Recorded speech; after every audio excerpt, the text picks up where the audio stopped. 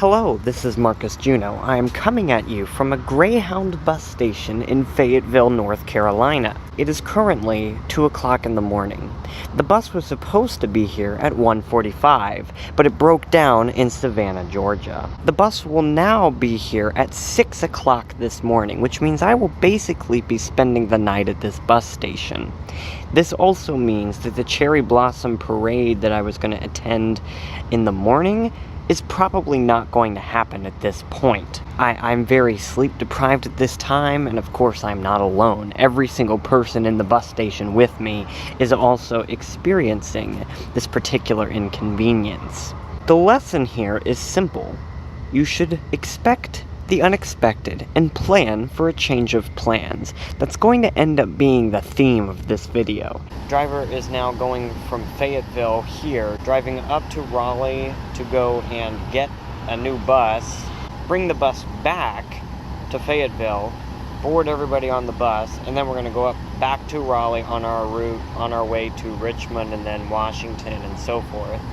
So it's just a really big mess because, as you can see behind me, there are some other buses here. There's not enough drivers in this area. I would have thought that there would be additional drivers, and don't mind the glare that we have going on right now.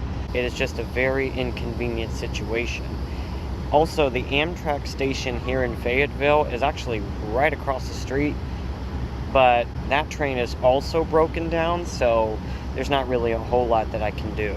You know, I'm happy to live in an era where we have so many transportation options at our disposal, but there's a lot of bug fixing that needs to take place. And it doesn't really help that the locations of the particular bus stops are terrible. And the Greyhound station itself doesn't even offer things like coffee, bottled water, things like that. Like, these are things that we need to have, and we're not able to be provided these things. So it kind of sucks because now we're forced to be a little bit malnourished, which is always a terrible thing. Alright, status update. It is now 4:30 in the morning. What is it like being up for 22 hours straight? Well, what I can say is that you can definitely tell that you've been up for way too long, basically.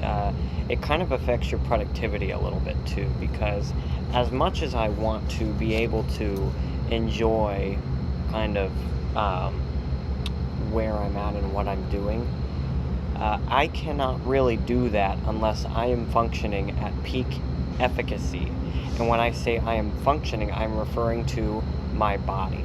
And when I, in the way that to achieve that is by having plenty of sleep, is by having plenty of food and the right type of food, and plenty of exercise. Right now, I am getting none of those things, which is going to severely limit my experience today in DC.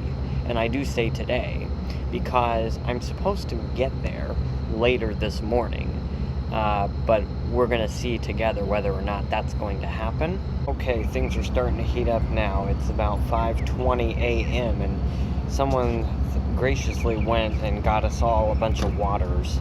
Not someone from Greyhound, no. I'm referring to a curious bystander. 6:30 this morning.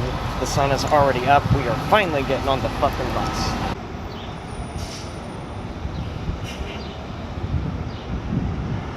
.30 in the afternoon now, and I'm not in DC yet, but I am on the metro. See, the Greyhound station stops at Springfield, and that is the furthest line of the blue metro line. So I went ahead and got the hell off that bus. It didn't have air conditioning. It was a replacement bus. Look, and I understand delays happen, but there were so many ways that this could have been prevented. Having enough buses, having enough drivers on call would have eliminated any of these issues. I should be excited about going and engaging with the Japanese stuff and looking at all the cherry blossoms, taking pictures, and all that kind of stuff. But right now, the only thing I want to do is check the hell into my hotel and get a damn ice cold shower.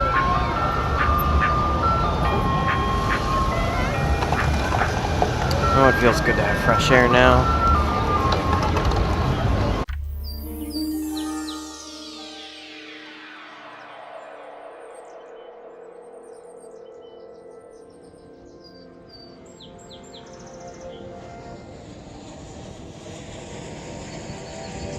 Marcus coming at you from the tidal basin here behind me.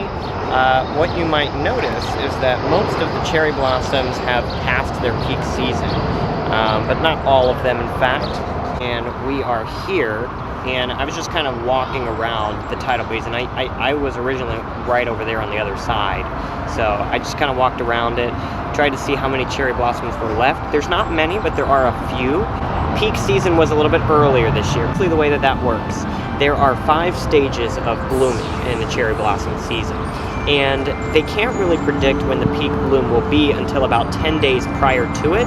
Some years it starts as early as March 25th, others as late as April 14th. This year it started actually pretty early, I think April 3rd or 4th, or it might have even been the end of March. So I knew that coming here on April 14th, which is today, it was going to be pretty much post-peak. That's why all those pictures you see of the tidal basin flooded and outlined with cherry blossoms, it does not match the picture that is behind me now. My journey to get here is basically akin to Pilgrim's Progress. I went through the Valley of the Shadow of Death during last night's bus ride, which lasted about 24 hours in total. And now here, the Cherry Blossom City, I have arrived at the Celestial City. When I got to the hotel last night, I jumped right into an ice cold shower, and I will tell you it is the best feeling that I've had. And then I went to bed afterwards, slept for 9 hours straight, woke up right as the sun was rising this morning, and I feel a lot better, a lot more motivated. I could not see the cherry blossoms yesterday though, not because I was physically unable to go see them, but because my mind was not in the right place.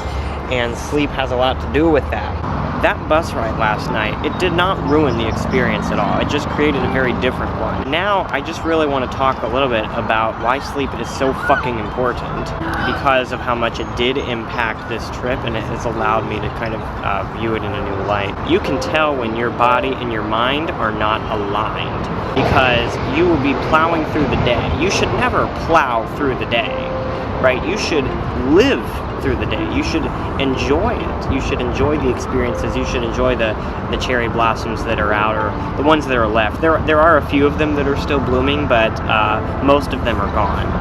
The thing that I liked about working earlier in the day, let's say, and by early I mean like 5 a.m., the thing I liked about it is that I would get off work at like 12 to 1 p.m., so I would have the entire rest of the day to just kind of dick around and get stuff done.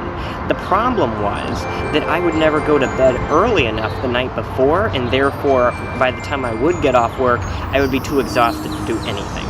And so that's kind of the caveat to waking up early, is it's not about waking up early necessarily, it's just about going to bed early enough so that you get plenty amount of sleep. It doesn't matter when you wake up, it just matters how much sleep you get. Like, if you go to bed at 8 p.m. and wake up at 4 a.m., great! You are going to be well rested. But if you go to bed at 10 p.m. or 11 p.m. to try and wake up at 4 a.m., you are going to feel the effects of that immediately. I've learned 2 lessons from coming to DC. The first is that you need to buy flight tickets months in advance, because if you do not, the prices are going to skyrocket, which is the reason I got the bus in the first place. The second lesson I learned, do not ever get on a Greyhound bus, unless you would like the experience of traveling through the Valley of the Shadow of Death.